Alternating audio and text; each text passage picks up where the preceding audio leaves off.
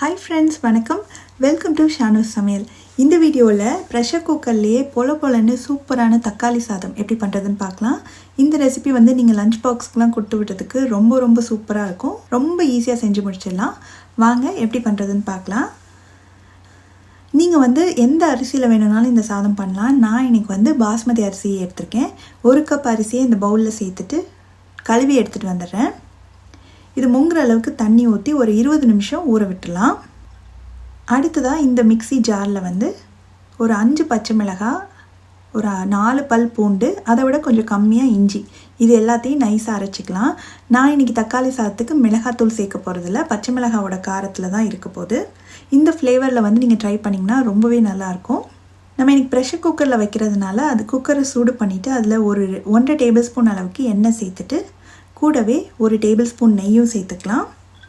இது நல்லா சூடானதுக்கப்புறமா ஒரு 2 பிரிஞ்சி இலை, 1 துண்டு பட்டை, கொஞ்சமாக கல்பாசி, 1 அன்னாச்சி பூ, 3 ஏலக்காய், 3 கிராம்பு, இது எல்லாத்தையும் சேர்த்து நல்லா பொரியணும். அடுத்ததாக ஒரு பெரிய வெங்காயத்தை இந்த மாதிரி மெல்லிசாக ஸ்லைஸ் பண்ணி வச்சுருக்கேன், அதையும் சேர்த்து இந்த வெங்காயத்தோட கலர் லேசாக மாறுற அளவுக்கு நல்லா வதக்கி விட்டுடலாம். வெங்காயம் இந்த அளவுக்கு நல்லா வதங்கினதுக்கப்புறமா நம்ம அரைச்சோம் இல்லையா இஞ்சி பூண்டு பச்சை மிளகாய், அந்த விழுது இதில் சேர்த்துட்டு இதோட பச்சை வாசனை போகிற அளவுக்கு நல்லா வதக்கிக்கணும். அடுத்ததாக தக்காளி சேர்க்கணும். நம்ம தக்காளி சாதம் அப்படின்றதுனால தக்காளி நிறைய சேர்க்கணும். ஒரு 4லேருந்து 5 தக்காளியை வெட்டி சேர்த்துக்கோங்க.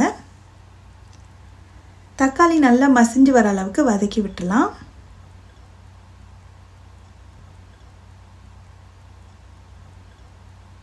தக்காளி பாருங்கள் நல்லா சாஃப்டாக வதங்கிடுச்சு. இதில் ஒரு 1/4 ஸ்பூன் அளவுக்கு மஞ்சள் தூளும், ஒரு 3/4 ஸ்பூன் அளவுக்கு காஷ்மீரி சில்லி பவுடர், இது கலருக்காக தான். காரத்துக்கு நம்ம ஆல்ரெடி பச்சை மிளகாய் சேர்த்துட்டோம், அதனால இதை சேர்த்துக்கலாம்.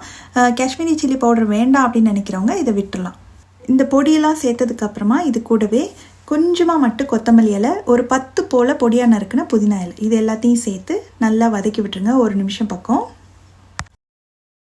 இந்த மசாலாலாம் நல்லா வதங்கினதுக்கப்புறமா நம்ம அரிசி ஊற வச்சுருந்தோம் இல்லையா, அந்த தண்ணியெல்லாம் வடிச்சிட்டு அந்த அரிசியை சேர்த்துக்கலாம். அது கூடவே தேவையான அளவு உப்பையும் சேர்த்துட்டு நல்லா 1 நிமிஷம் அந்த மசாலாவோட அந்த அரிசியை நல்லா கலந்து விட்டுணும். அடுத்ததாக தண்ணி சேர்க்கணும். 1 கப் அரிசிக்கு 1.5 கப் அளவுக்கு தண்ணி சேர்க்கணும். தண்ணி சேர்த்து நல்லா கலந்து விட்டுட்டு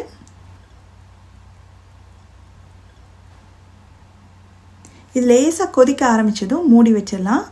ஸ்டீம் வந்ததுக்கப்புறமா வெயிட் போட்டுட்டு ஸ்டவ்வை நல்லா சிம்மில் வச்சு ஒரு விசில் வேக வச்சு எடுக்கணும். கிட்டத்தட்ட 5 நிமிஷம் ஆகும், 5லேருந்து 6 நிமிஷம், அந்த அளவுக்கு வேக வச்சு எடுத்திங்கன்னா கரெக்டாக இருக்கும். இப்போ நல்லா வேக வச்சு ஸ்டீம்லாம் போயிடுச்சு, திறந்து பார்க்கலாம். சூப்பராக வந்திருக்கு பாருங்கள், நல்லா உதிரியாக வந்திருக்கு, அடியிலையும் ஒட்டாமல் வந்திருக்கு, செம்மையாக இருக்குது. இது குயிக்காக ஒரு 10லேருந்து 15 நிமிஷத்துக்குள்ளே ரெடி ஆகக்கூடிய ஒரு ரெசிபி தான். அரிசியை மட்டும் ஊற வச்சு வச்சிட்டிங்கன்னா டக்குன்னு ரெடி பண்ணிடலாம். நீங்களும் இந்த ரெசிபியை கண்டிப்பாக வீட்டில் ட்ரை பண்ணி பார்த்துட்டு எப்படி வந்தது அப்படின்ற கமெண்ட்ஸை மறக்காமல் ஷேர் பண்ணுங்கள். தேங்க்ஸ் ஃபார் வாட்சிங்.